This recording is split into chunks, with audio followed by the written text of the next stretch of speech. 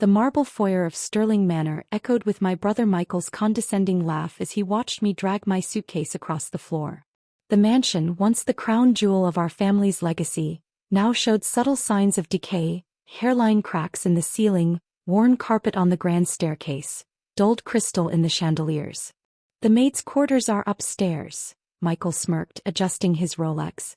"Though honestly, it's too good for someone who couldn't even keep Dad's investment firm running." I kept my expression neutral, though my phone buzzed knowingly in my pocket. "The guest room is fine, Michael." "Guest room?" He laughed. No. We need those for actual important people. You get the old maid's quarters. Mom's orders."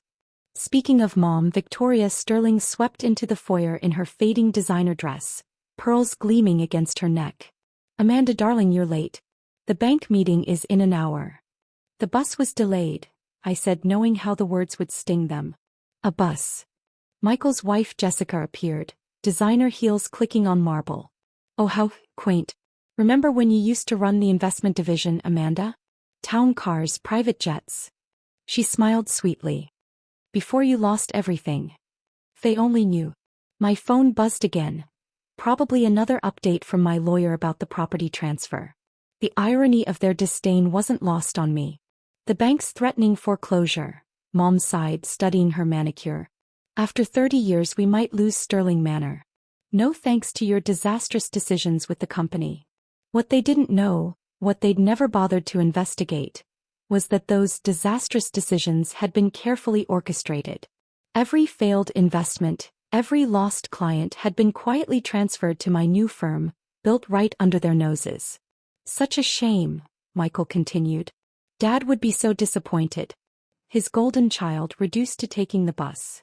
I climbed the servants' staircase to the tiny room they'd assigned me, its window overlooking the once immaculate gardens. My phone lit up with the message I'd been waiting for: property transfer complete. Sterling Manor is now officially yours through Shell Corporation B. Bank meeting cancelled. The dust in the room didn't bother me. By tomorrow everything would change. I'd spent 5 years building my empire in secret, watching them run Dad's legacy into the ground with their extravagance and arrogance. Now, as they faced bankruptcy, they had no idea they were standing in my house. A knock at the door. "Amanda," Mom called out. "The bank wants all family members present. Do try to look presentable, if that's still possible in your situation." "I'll be right down," I replied, changing into a simple blazer and skirt. No designer labels, no flashy jewelry. Nothing to hint at the truth. My phone buzzed one final time. "All paperwork filed. You are now their landlord." I smiled, tucking the phone away. Let them enjoy their superiority for a few more hours. Tomorrow they'd learn what real power looks like. Another text flashed on my screen from my executive assistant. "Forbes interview confirmed for tomorrow. Your net worth evaluation, $2.8 billion. I heard the mansion's front door open, followed by voices. The bank representatives had arrived early. "Perfect. Amanda." Mom's voice carried up the stairs. "Get down here. And please tell me you have something better to wear than that." I took one last look around the dusty room, remembering how they'd stripped me of my company office 5 years ago. "Time to go home," Michael had sneered then, dumping my personal items in a cardboard box. Let the real business people handle things. The real business people who'd driven Dad's company into the ground with their parties, their vanity projects, and their complete lack of financial sense. Who'd mortgaged this mansion 3 times over to maintain their lifestyle. Walking down the servants' stairs, I passed the family photos. Mom and Dad at charity galas, Michael at his graduation, the day he saved the company by pushing me out. My pictures had been removed years ago. In the grand living room, 2 bank representatives sat stiffly on antique furniture. Michael paced, his confident facade cracking. Mom's hands shook as she poured tea into Wedgwood cups that would soon be mine. "Ah, Amanda," the senior bank representative, Mr. Harrison, nodded at me. "Perhaps you should stay for this discussion. It concerns the entire family." "She's not really involved anymore," Michael cut in quickly. "Just visiting. Temporarily." My phone buzzed again. "Private security team in position. Moving trucks ready for tomorrow." "Actually," I said quietly, taking a seat, "I think I should definitely stay for this." Mom shot me a warning look. Amanda, dear, surely you have job hunting to do? I smiled, thinking of my corner office in the city's tallest skyscraper. No, Mom. I think I'm exactly where I need to be. The grandfather clock struck 3. In exactly 24 hours, they'd learn what I'd done with Dad's failed investment strategies. How I'd built an empire while they weren't watching. And most importantly, how I now owned every square inch of the roof over their heads. As you know, Mr. Harrison began, adjusting his tie, Sterling Manor's third mortgage payment is significantly overdue. The bank has no choice but to. One moment, interrupted a crisp voice from the doorway. My attorney, Sarah Chin, strode in, briefcase in hand. I believe this meeting is unnecessary. Michael jumped up. Who are you? This is a private family matter. Sarah Chin, representing the new owner of Sterling Manor. She placed her briefcase on the antique coffee table Mom always bragged about. All mortgage obligations have been satisfied. Mom's teacup clattered against its saucer. New owner. I watched their faces as Sarah withdrew the documents. 5 years of their condescension, their mockery, their superiority, all about to crumble. The property was purchased by Phoenix Global Investments, Sarah continued. All existing liens have been cleared. Phoenix Global? Michael laughed nervously. Never heard of them. You wouldn't have, I said quietly, standing up. We prefer to operate discreetly. The room fell silent. Mom's face went pale as understanding dawned. No, Michael whispered. You lost everything. The company. Lost. I smiled, taking the documents from Sarah. I didn't lose anything, Michael. I built something better. Those clients you thought disappeared? They followed me.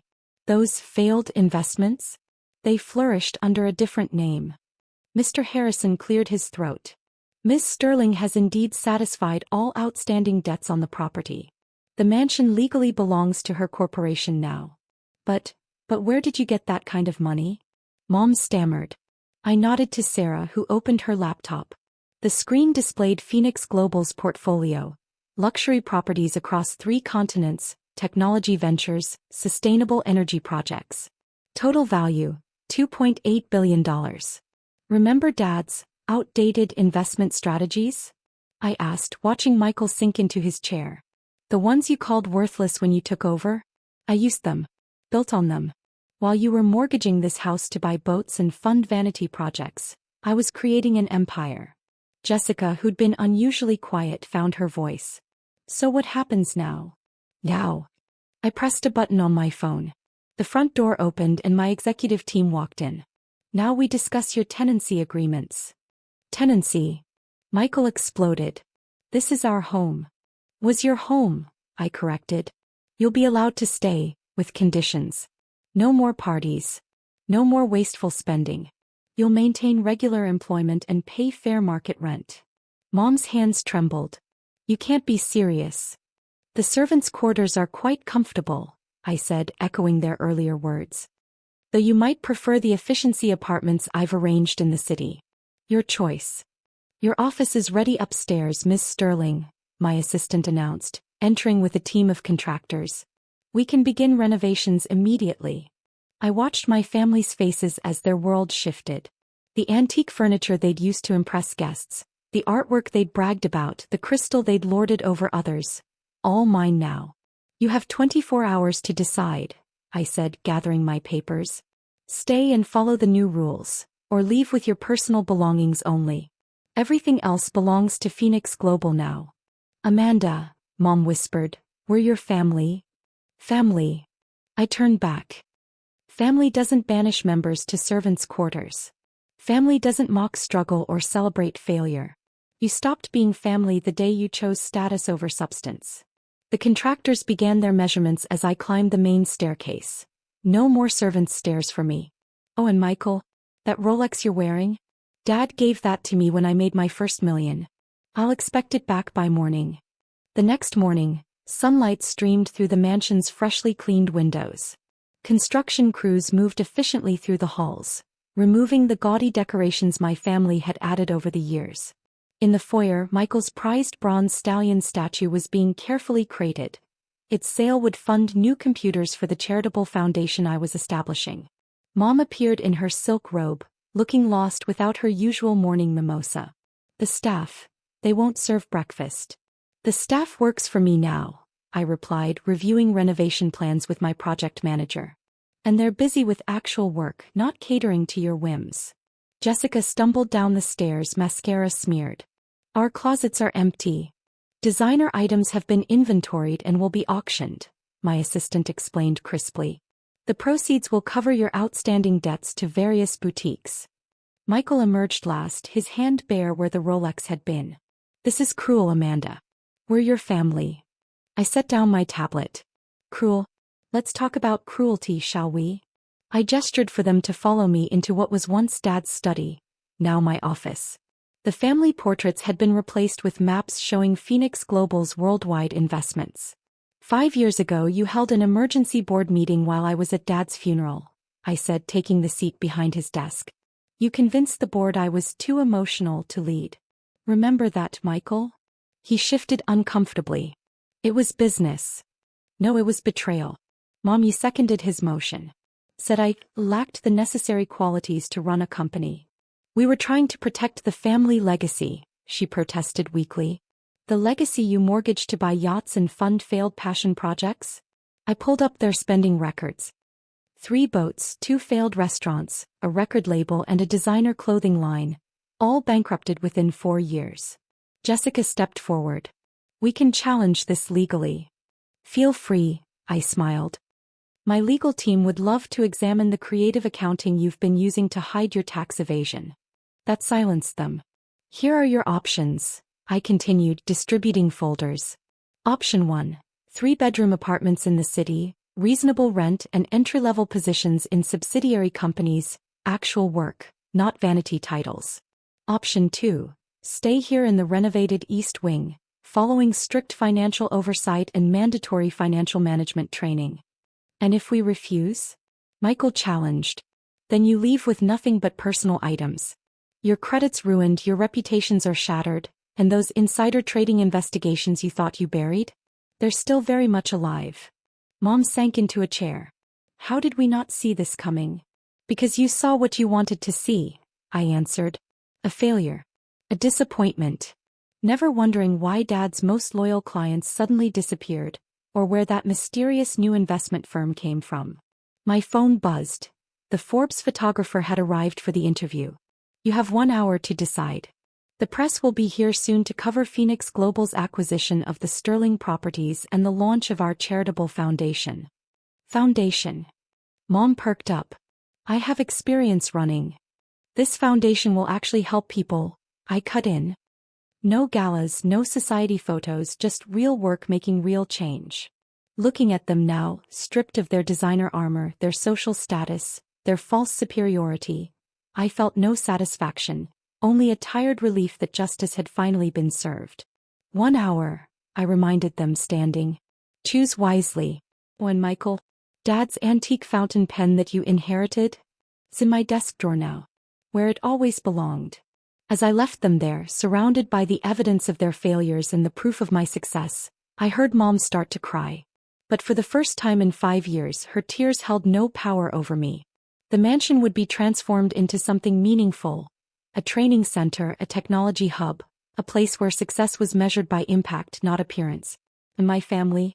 They'd learn to live in the real world, where actions have consequences and true worth isn't measured in designer labels. It was time for the Sterlings to earn their name.